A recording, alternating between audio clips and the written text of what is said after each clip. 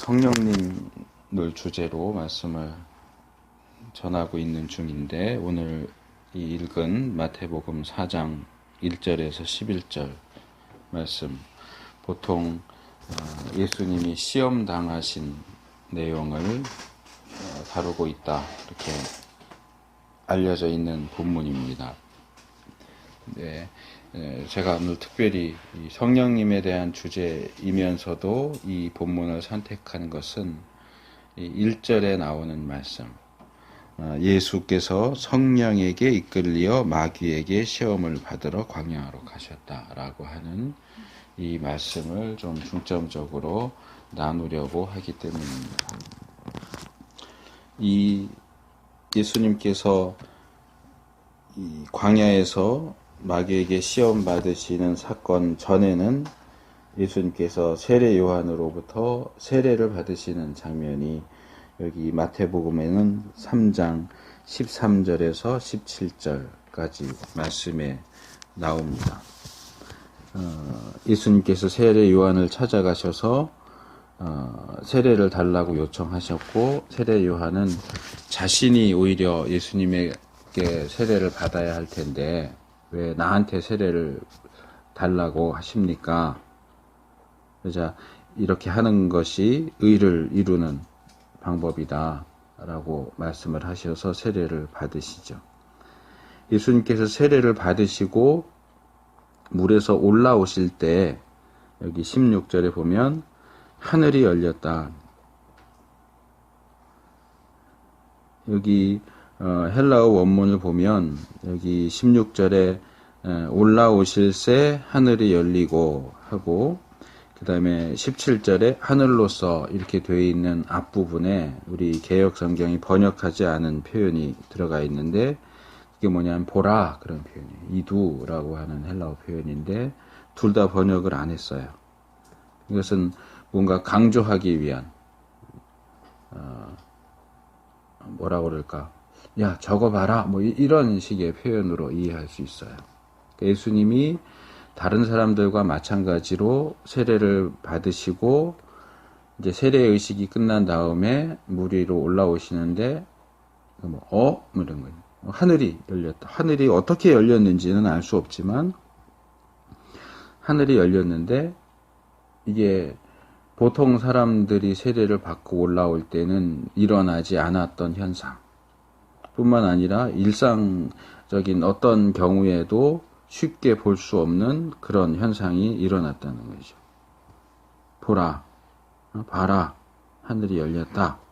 그리고 하나님의 성령이 비둘기 같이 내려서 자기 위에 임하심을 보셨고, 또 보라, 하늘로서 소리가 있어 말씀하시되 이는 내 사랑하는 아들이요 내 기뻐하는 자라. 하나는 성령께서 비둘기의 모양으로 예수님에게 내려오시는 장면, 이건 시각적인 부분이고, 그 다음에 이는 내 사랑하는 아들이요 내 기뻐하는 자라 라고 하는 것은 청각적인 거죠. 시각과 청각과 관련된 현상이 일어났고, 그것을 강조하기 위해서 보라 라고 하는 표현을 씁니다. 비슷한 내용을 기록하고 있는 누가복음에 보면 조금 차이가 나는데, 누가복음 3장 21절 22절은 좀 더 간단하게 이 장면을 기록을 해요. 백성이 다 세례를 받을새 예수도 세례를 받으시고 기도하실 때에 하늘이 열렸다. 여기는 세례 받으신 후에 예수님이 기도하고 계시는 모습을 그려주고, 예수님이 기도하실 때 하늘이 열렸고, 그 다음에 성령이 여기는 형체로라는 표현이 나와요. 형체로 비둘기같이 그의 위에 강림하셨다. 마태복음보다 조금 더 명확하죠. 마태복음은 그냥 성령님이 비둘기같이 내렸다라고 이야기하는데, 비둘기같이 내렸다라는 표현은 여러 가지로 이해가 될 수 있지만 누가복음에서는 형체로 비둘기같이 그랬으니까 모습 자체가 비둘기 같은 모습으로 내려오셨다 하는 것을 분명하게 이야기하고요. 하늘에서 하늘로서 소리가 나기를 너는 내 사랑하는 아들이라 내가 너를 기뻐하노라. 이렇게 이 부분은 똑같이 기록을 합니다. 그런데 마태복음은 이 사건을 기록하고 곧바로 사정 우리가 조금 전에 읽은 본문을 보면 1절에 그때에 이런 표현을 그때에 이런 표현은 앞에 나온 내용과 뒤에 나오는 내용이 밀접하게 관련을 가진다 하는 것을 보여줍니다. 그러니까 예수님이 세례를 받으셨고 성령님이 비둘기같이 내려오셨고 음성이 들려서 너는 내 사랑하는 아들이다 라고 말씀을 하셨고 그때에 여기 기록하고 있는 내용이 그런 사건이 일어났다 하는 그런 내용이죠. 이렇게 예수님의 세례와 예수님의 시험이 마태복음에서는 즉각적으로 연결되어 있는 것으로 제시되는데 누가복음에는 지금 본 3장 21절과 22절이 예수님의 세례에 대한 내용이고 예수님의 시험에 대한 내용은 4장으로 넘어가야 나오고 거기에는 그때라는 표현이 나오지 않죠. 그리고 예수님의 세례와 시험 사이에 상당히 길게 3장 23절에서 38절까지 내용에서 예수님의 족보가 소개되고 있습니다. 뭐 중간에 족보가 끼어 들어가 있는다고 해서 꼭 예수님의 세례와 예수님 시험 사이에 뭔가 전혀 관련이 없다. 이 두 사건은 시간적으로도 상당히 떨어져 있다. 그런 얘기는 아니지만 이 누가복음을 읽는 사람은 어쨌든 예수님이 세례 받으신 사건과 예수님이 시험 당하신 사건을 이렇게 떨어뜨려서 읽을 수밖에 없도록 그렇게 기록을 하고 있는 것을 볼 수 있어요.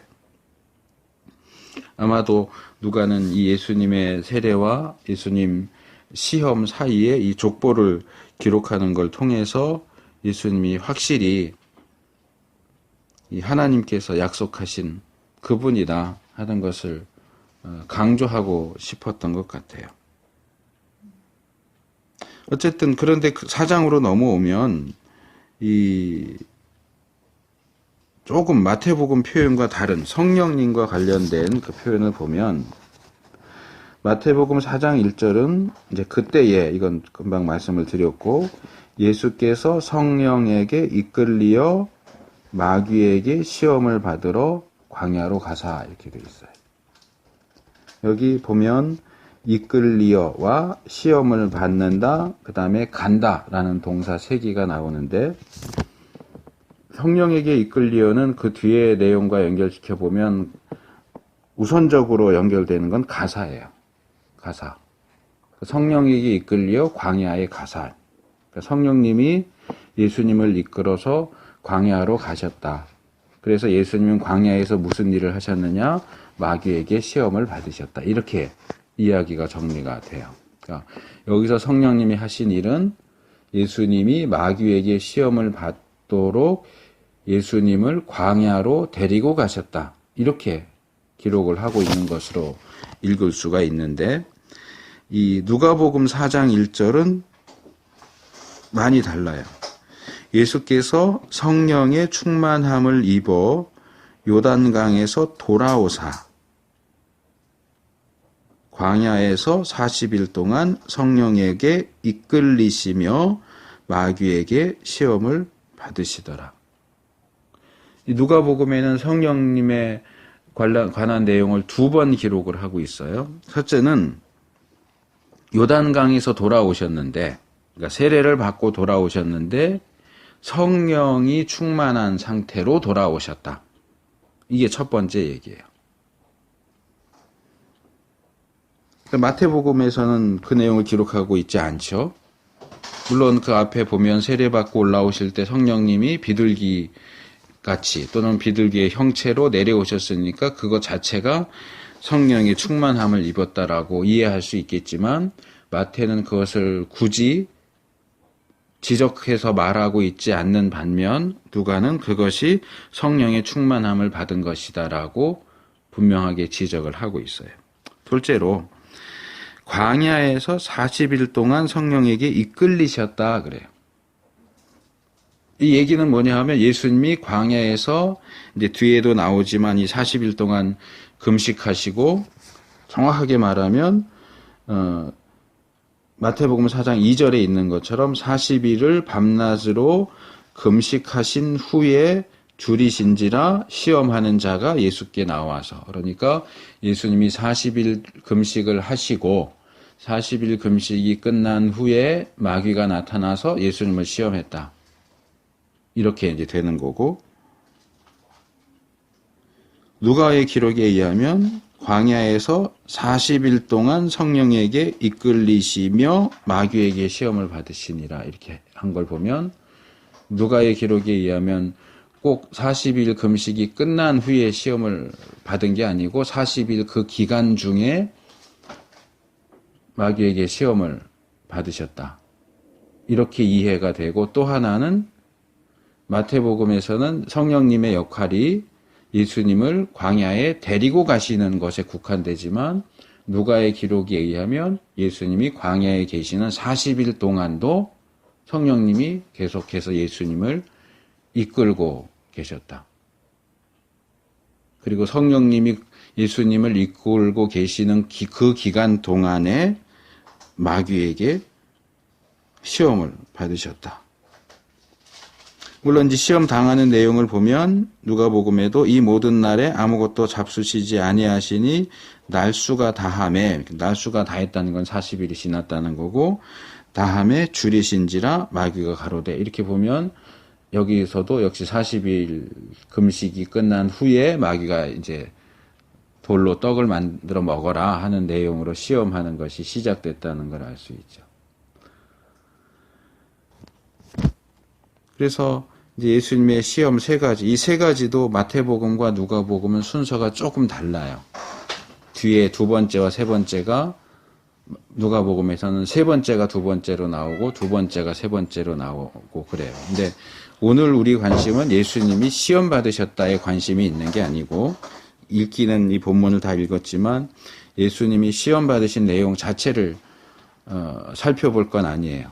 또 그걸 누가복음과 비교하려고 하는 것도 아니고, 특별히 이 1절에 나오는 표현,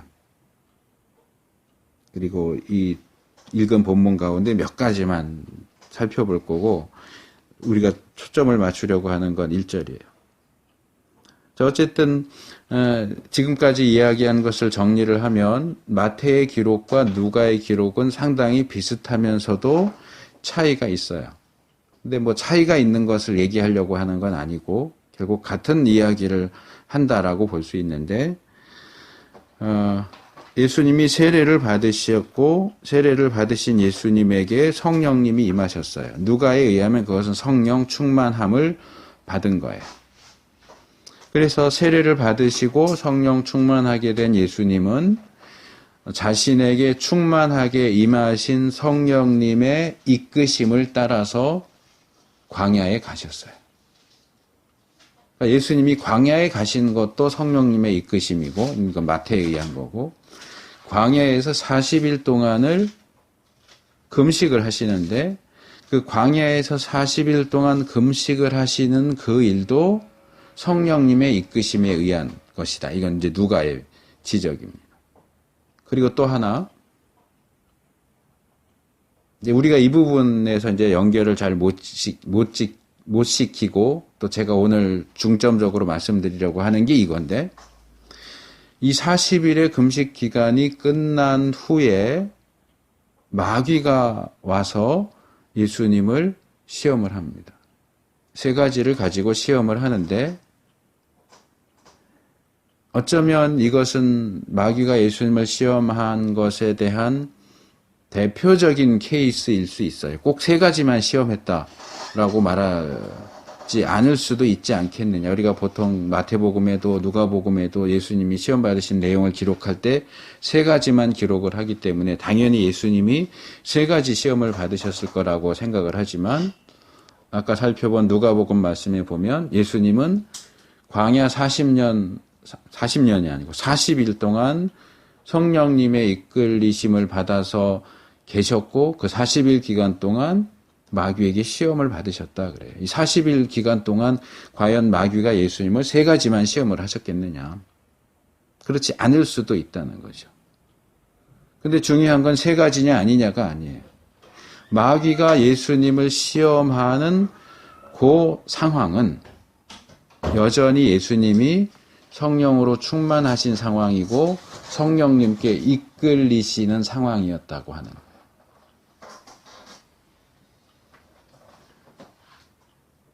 무슨 얘기냐? 예수님도 그러셨고 오늘날 우리도 마찬가지라고 할 수 있는데 성령으로 충만하고 성령님께 이끌림을 당하는, 이끌리는 그 상황 속에서도 마귀의 시험을 받는 것이 가능하다는 거예요. 우리가 성령으로 충만하면 마귀에게 시험을 당하지 않을 거라고 생각해요. 이런 표현 아마 일반적으로 되는 표현이라고 생각이 되는데 우리가 성령으로 충만한 상태에는 마귀가 우리 곁에도 가까이 오지 못한다. 우리를 건들지도 못하고 말도 걸지 못하고 유혹도 하지 못한다. 이런 식으로 보통 생각을 하는 것 같아요.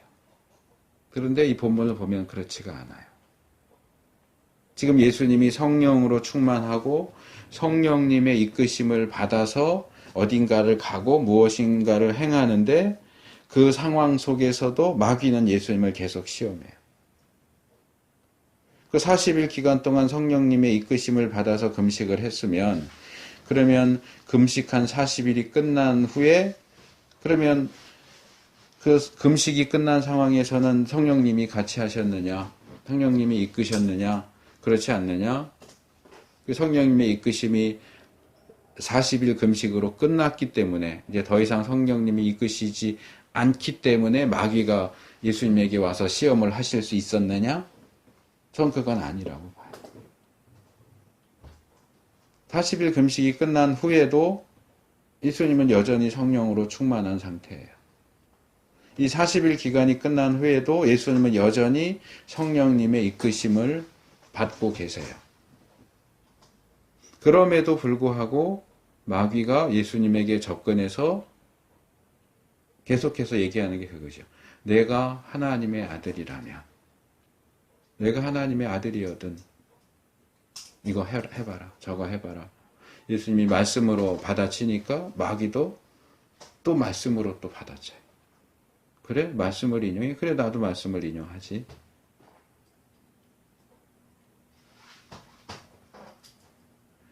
또 하나 이야기하려고 하는 건,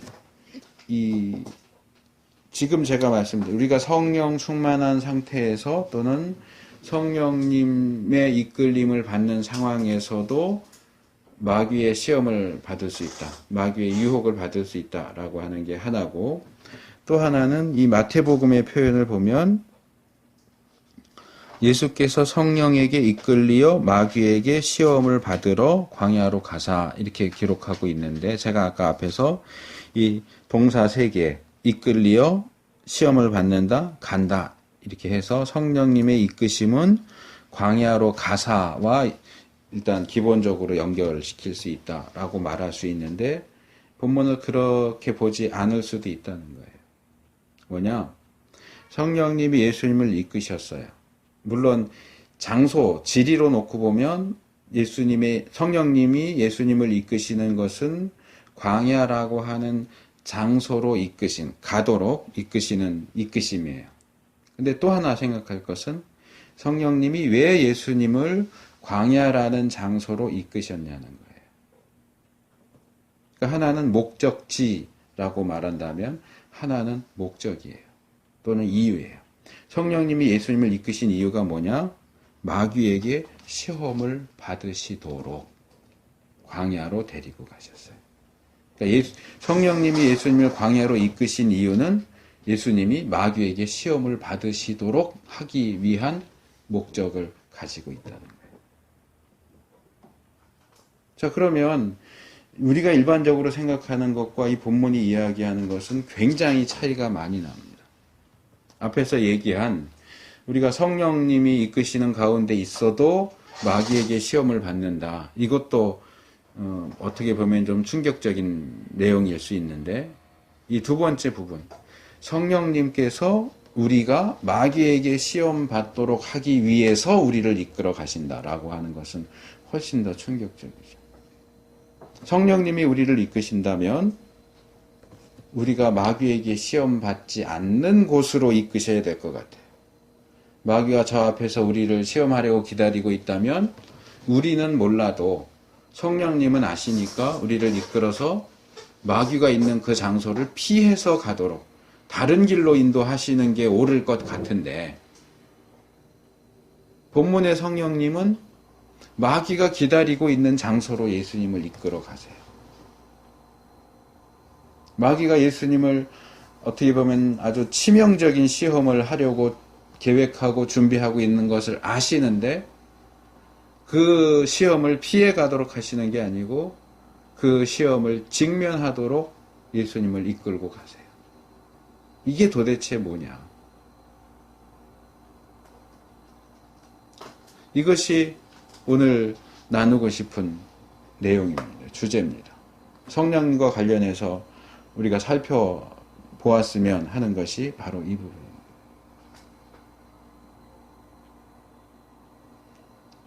보통 구약은 성부 하나님께서 주도가 되어서 일하시는 시기고, 신약은 성자 예수님이 주도가 되어서 일하시는 시기고, 이 신약 이후에 우리 시대는 성령 하나님이 주도적으로 일하시는 시기다. 보통 그렇게 이야기를 합니다. 뭐 정확히 맞는 표현도 아니지만 또 그렇다고 그걸 틀리다고 말할 수도 없어요. 뭐 얼추 맞는 말이에요. 그러면 사실상 우리가 이 시대에서 그리스도인으로서 살기 위해서 가장 우리가 초점을 맞춰야 되고 관심을 가져야 하는 대상은, 물론 삼위일체 하나님이니까 그걸 이렇게 나눠서 말하는 것은 조금 문제가 있기는 해요. 그래서 얼추 맞는다라고 표현을 하는 건데, 그래도 대표적으로 일하시는 분이, 이 시대에 대표적으로 일하시는 분이 성령님이시기 때문에 성령님께서 우리를 어떻게 인도하시는가, 성령님께서 우리를 어디로 이끄시는가, 성령님께서 우리를 어떻게 도우시는가를 생각해 봐야 된다는 거죠. 그리고 그 점에 있어서 우리가 오늘 본문에서 배워야 할 것은, 성령님은 우리를 쉽고 편한 길로만 데리고 다니지는 않으신다는 거예요. 지금 제가 하는 이야기를 오해하지 않으셔야 돼요. 지금 예수님이 세례받고 성령 충만한 상태가 되어서 성령님의 이끄심을 받고 있는데, 성령님은 그 예수님을 마귀한테로 데리고 갔다. 그래서 성령님은 우리를 인도하실 때 늘 우리를 시험받는 자리로 데리고 가신다. 그렇게 하면 안 돼요. 사실상 성령님이 예수님을 이끄셔서 마귀에게 시험받도록 데리고 가신다 하는 표현은 예수님의, 여긴 벌써 30년 지나갔고 이제 공생에 시작하는 부분이니까 예수님의 공생의 3년 기간 중에 여기 한 번만 나와요. 다른 곳에는 이 표현이 나오질 않아요. 그러면 이렇게 말할 수 있겠죠. 예수님의 공생의 3년 중에 그 공생의 3년을 시작하는 이 첫 부분에만 한 번 나온다. 그러니까 예수님도 성령 충만함을 받고 성령의 이끄심을 받으셔서 다니시지만 성령님이 항상 예수님을 마귀에게로 데리고 가신 건 아니다. 그러나 늘 마귀를 피해서 다니도록 인도하신 것도 아니다. 그럼 뭐냐? 성령님은 이 성부 하나님의 계획 속에서 필요에 따라서 때로는 예수님을 마귀에게 시험받는 자리로 데리고 가기도 하시고, 또 필요에 따라서 그런 자리로 데리고 가지 않으시기도 하셨다. 그리고 오늘날 우리의 경우도 마찬가지라는 거죠. 물론 우리는 언제가 우리 인생 속에서 지나간 인생 속에서 또는 앞으로 오게 될 인생 속에서 언제가 또는 어떤 사건이 어떤 상황이 성령님께서 우리를 시험받는 자리로 데리고 가시는 상황인지 우리로서는 알 수는 없어요.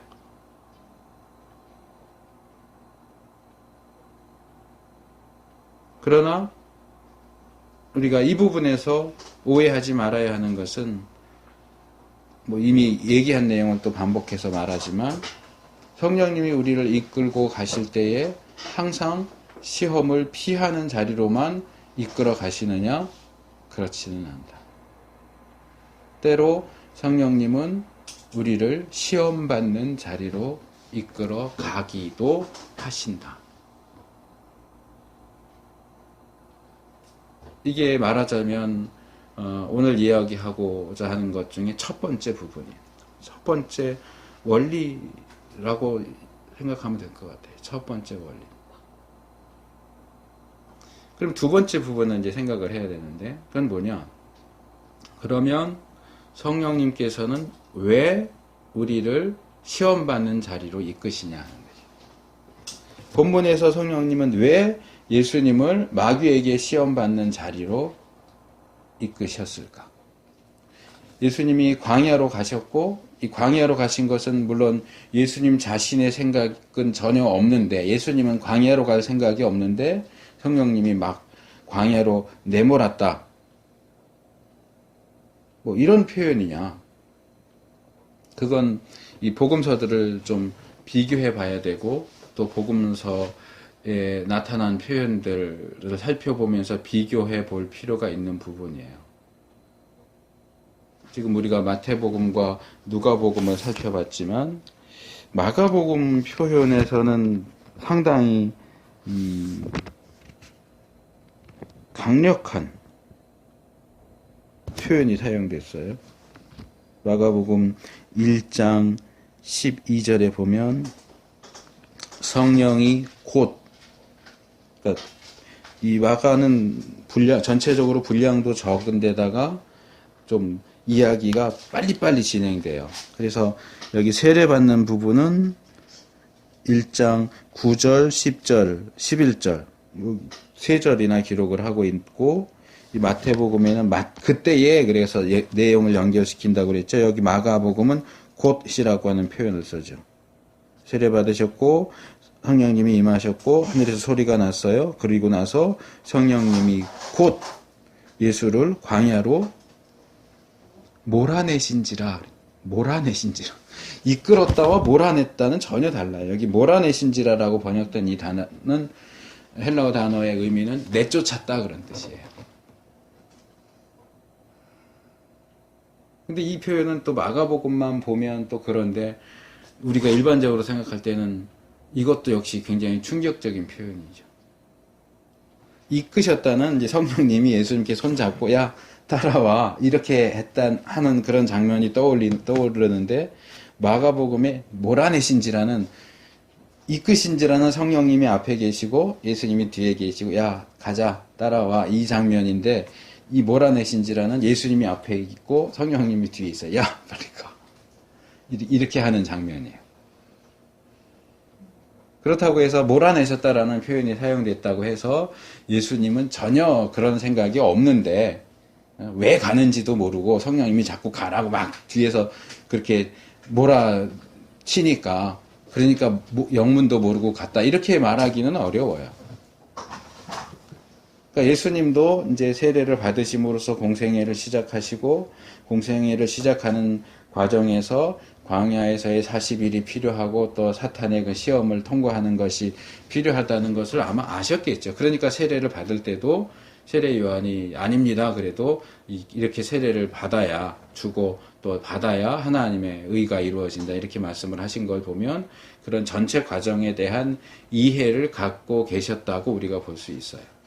그러니까 광야에 가는 것도 광야에 나가서 40일 동안 금식을 하시는 것도 그 끝에 사탄으로부터 시험을 받으시는 것도 이미 다 하나님의 계획 속에 있는 거고 예수님도 그 사실을 알고 계셨으리라고 생각이 됩니다. 그럼에도 불구하고 이 복음서 기자들의 그 표현들을 보면 각각 조금씩 차이가 있어요. 마가가 가장 과격한 표현을 사용해서 몰아내셨다, 쫓아내셨다 이렇게 표현해요. 마태와 누가는 이끄셨다 이렇게 이야기하고. 근데 뭐 어느 쪽이든 다 성경에 사용된 표현이니까 우리가 써도 상관은 없지만 이제 좀 조심해서 볼 필요가 있겠죠. 성령님이 우리를 때로는 이끄시고 때로는 몰아가세요. 자, 여기서 아까 던졌던 질문을 다시 생각해 봐야죠. 왜 성령님이 우리를, 예수님을 광야로 이끄시는가? 왜 광야로 몰아내시는가? 시험 받게 하기 위해서인데, 다시 또 왜를 물어야죠. 왜 시험 받게 하시는가? 왜 성령님은 우리로 하여금 생활을 하는 가운데 늘 그런 건 아니지만 시험을 받는 자리로 이끄시는.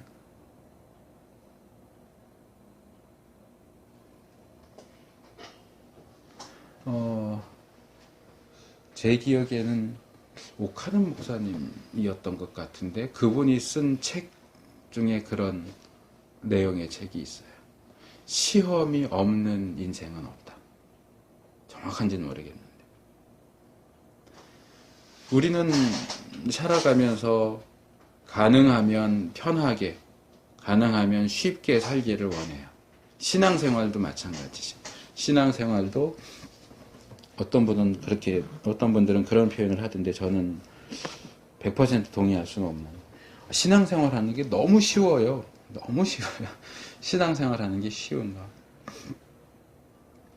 쉽다라고 말하는 그 의도와 그런 것들을 생각해 볼 때 그 말은 100% 틀려 이렇게 말할 수도 없지만 상당히 많은 부분 저는 거기에 동의할 수가 없어요. 왜냐하면 신앙생활은 한편으로는 쉽다고 말할 수도 있지만 한편으로는 굉장히 힘든 것이기도 하기 때문에 그래요. 자, 예수님이 사탄의 시험을 받으셨는데 그 시험을 이기시는 게 쉬웠을까요? 어려웠을까요? 본문을 보면 쉬운 것 같아요. 그냥 말씀 몇 마디 이렇게 하시면서 그냥 계속 이기시잖아요. 연전연승 하시잖아요. 그런데 그 본문을 더 자세히 이렇게 꼼꼼하게 읽으면 본문이 우리에게 제시하고자 하는 것은 예수님이 시험을 이기는 거에 쉬웠다가 아니고 어려웠다예요. 어려웠다.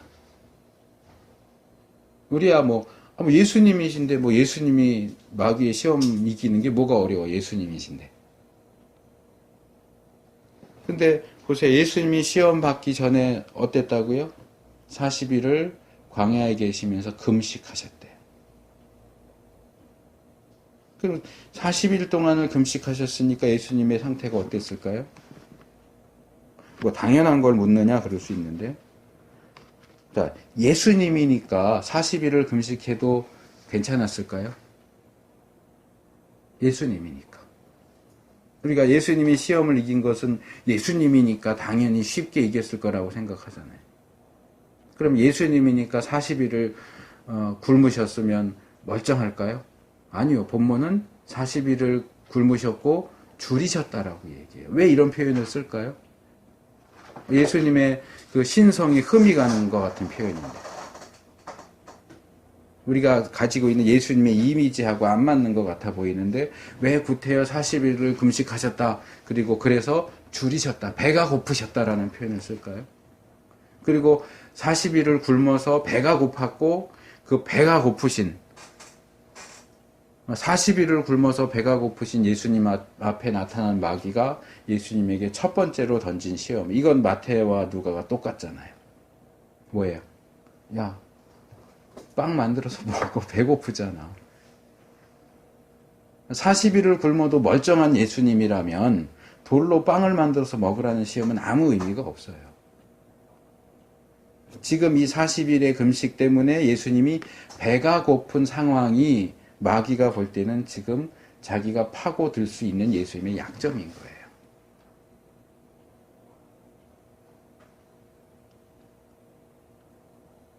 그리고 전에도 이 부분 제가 공부하는 중에 말씀을 드렸지만, 뭐 저는 이스라엘을 직접 가지는 않았지만 정보를 통해서 들은 거는 그쪽 광야에 있는 돌들은 그들이 먹는 빵하고 아주 모양이나 색깔이 비슷해요. 그러니까 40일을 굶은 사람 눈에는 돌도 빵으로 보일 지경인데, 물론 먹을 수는 없겠지만 눈앞에서 아른아른 하는 정도가 아니고 눈앞에 있는 저 돌들이 다 빵으로 보일 텐데, 부스러기까지 비슷하게. 그런데 마귀가 너 돌로 빵 만들어서 먹어라. 근데 보통 사람은 돌로 빵을 만들 능력은 없어요. 근데 예수님은 있다고요. 능력이 있어요. 그러면 능력이 있으신 예수님이 40일을 금식해서 배고팠고, 그리고 40일 금식 기간이 끝났으면 먹어도 되잖아요. 기한이 다 했다 그러는 거 보니까 40일 금식이 끝났어요. 그럼 먹어도 되잖아요. 물론 금식 40일이나 금식을 했으니까 곧바로 일반적인 음식을 먹는 건 위험할 수도 있지만, 뭐 그것도 예수님이니까 먹을 수 있잖아요. 지금 당장 먹을 게 없으면 빵 비슷하게 생긴 돌을 빵 만들어서 먹을 수 있잖아요. 뭐가 문제예요? 그게 누구한테 피해를 줘요? 그런데 예수님 그걸 거부하세요. 거절하세요. 이건 예수님이 그 시험을 이기는 게 너무 쉬웠다 그 얘기가 아니에요. 그리고 이 3번의 시험을 끝난 후에, 3번의 시험이 다 끝나고 마귀가 물러가죠. 우리가 읽은 마태복음 4장 11절에 보니까 이에 마귀는 예수를 떠나고, 이것도 재밌어요. 다른 복음서에 보면 그냥 떠난 게 아니에요. 일시적으로 떠났다고 그래요. 일시적으로. 그 얘기는 이제는 이 3번 시험했더니 예수는 시험에 빠지지 않네. 예수는 시험하는 거 포기해야지 하고 완전히 예수님을 내버려 두고 예수님은 이제 관심을 끄고 다른 데 가서 놀았느냐? 아니요. 일시로 물러난 거예요. 우리가 영화나 드라마에서 보는 것처럼 싸웠는데 졌어요. 그럼 뭐라 그래요? 두고 보자. 다시 보자. 내가 다음에 와서는 이길 거야. 그리고 일시적으로 물러나잖아요. 지금 마귀도 일시적으로 물러가는 거예요. 그리고 계속해서 예수님 주위를 빙빙 돌면서 호시탐탐 시험할 거리가 없나 계속 보는 거고, 근데 여기도 떠나고 다음에 아까 제가 얘기했던 그 표현이 또 번역이 안 됐어요. 여기도 보라가 또 나와요. 이 시험하는 과정 중에서 안 되니까 마귀는 떠났어요. 근데 마귀가 떠나니까 천사들이 와서 옆에서 수종 들었다. 도왔다. 예수님을 도왔다. 지금 예수님을 도울 게 뭐가 있을까요? 생각해 보세요. 지금 예수님 힘든 거 뭐예요? 40일 동안 금식하느라고 몸이 줄이고 해서 힘드셨을 거고, 마귀가 이제 시험을 하니까 어쨌든 그것도 대결인데 마귀하고 싸우느라고 아마 힘드셨겠죠. 그러면 천사가 나타나서 예수님을 도우려면 어떻게 도와야 될까요? 언제 도와야 맞을까요? 예수님이 시험 받을 때에 도와야죠. 예수님 금식하실 때 와서 도와야죠. 예수님 조금만 더 참으세요. 며칠 안 남았습니다. 힘내세요. 파이팅.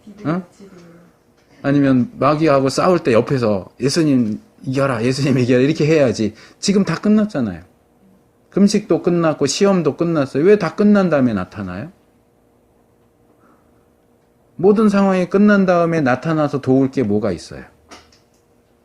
이 표현이 암시하는 건 뭐냐 하면 이 싸움이 결코 쉬운 싸움이 아니었다는 거예요. 기록상으로는 상당히 쉽게 간단하게 마귀를 제압한 것처럼 보이지만 이게 상당히 힘든 싸움이에요.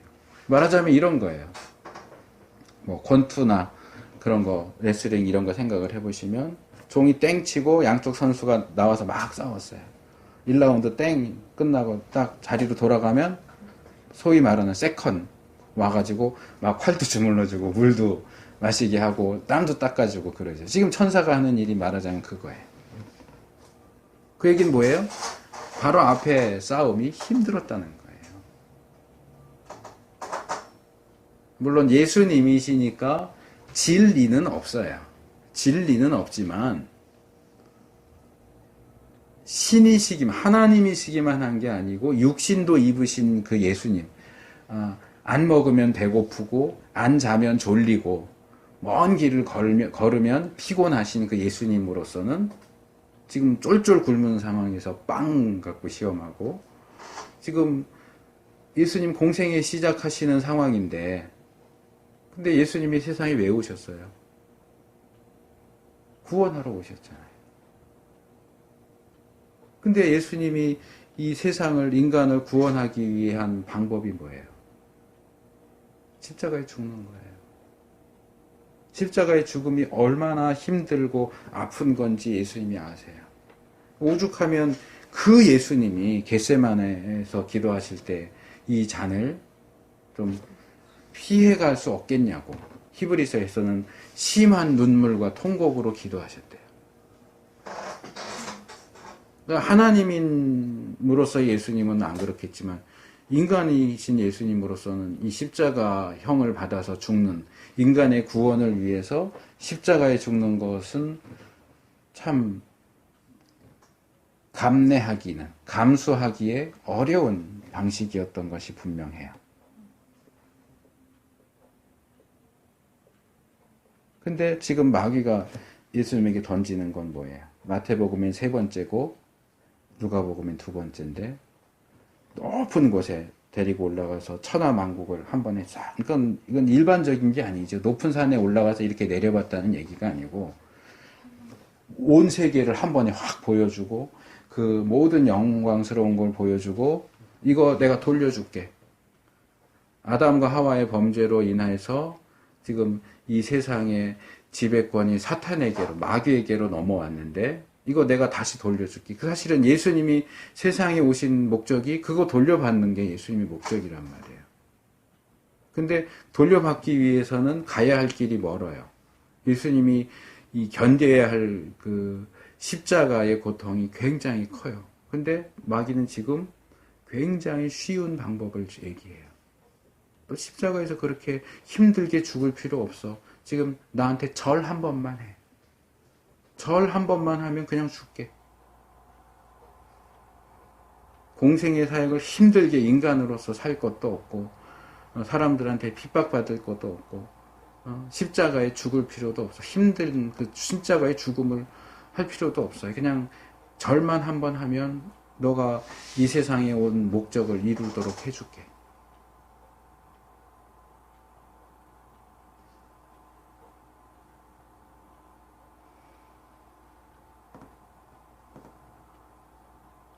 이건 굉장히 유혹적인 유혹일 수 있었을 거라고 생각이 들어요. 근데 뭐 예수님이니까 라고 하는 전제를 가지고 볼 때는 그건 유혹도 아니지만,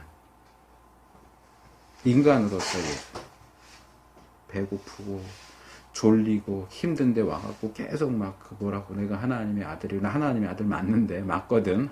근데 와서 자꾸 하나님의 아들이거든, 너 능력이 있냐? 할 수 있어? 이런 거 할 수 있어? 너 뭐 구태여 이렇게 힘든 길을 가려고 그래. 쉽고 편한 길이 있는데 그냥 절만 한번 해. 너의 능력을 보여줘. 성전 꼭대기에서 뛰어내리면 사람들이 와, 저 사람 저거 죽는다 그러는데 천사가 나타나서 딱 받아주고 안전하게 딱 착지하면 너 앞으로 하게 될 3년의 공생애가 얼마나 편해지겠냐. 사람들이 다 인정해 줄 텐데. 그러니까 이 3가지는, 아까 제가 이 3가지 뿐이었는지 더 있는데 대표로 한 건지 모르겠다 그랬는데, 어쨌든 이 3가지는 예수님에게 있어서는 상당히 치명적인 유혹이었을 거고, 마귀도 그런 걸 다 감안하고서 이거는 먹힐 거야 라고 생각을 하니까 이 유혹을 했겠죠. 그런데 결국 예수님이 다 이기셨어요. 그 이기신 것을 통해서 세례를 받는 것을 통해서 하나님이 생각하시는 의가 이루어진 것처럼 이 광야 40일의 금식과 사탄의 세 가지 시험을 이기시는 것을 통해서 역시 하나님이 계획하셨던 그 의가 이루어졌어요. 하나님께서 예수님을 통해서 하고자 하시는 구원 사역이 아주 성공적으로 시작될 수 있었어요.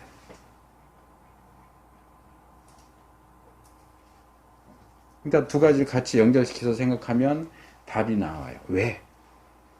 왜 성령님은 예수님을 굳이 시험받는 자리로 데리고 가셔서 시험받도록 하셨을까? 왜 시험받도록 하셨을까? 그러면 예수님은 세례 요한은 죄인들에게 회개의 의미로 세례를 주는데 예수님은 죄도 없는 분인데 왜 굳이 세례 요한에게 세례를 달라고 내가 세례를 받아야 되겠다고 회개의 세례를 받아야 되겠다고 하셨느냐? 예수님은 회개할 죄가 없으신 분인데. 세례 요한의 질문이 그거고 예수님의 답변이 그 해답이에요. 예수님이 죄가 있어서 또는 회개가 필요해서 세례를 받는 게 아니고 그것을 통해서 하나님의 의를 이루는 것이 목적이에요. 마찬가지로 이 시험도 예수님이 어디 지나 이기나 한번 보자. 그래서 시험을 받는 게 아니에요. 예수님 당연히 이기시죠. 예수님이니까. 그런데 예수님이 하나님이시기만 한 게 아니고 인간이기도 하시기 때문에 그 시험을 이기는 것을 통해서 하나님의 의가 이루어지는 거예요.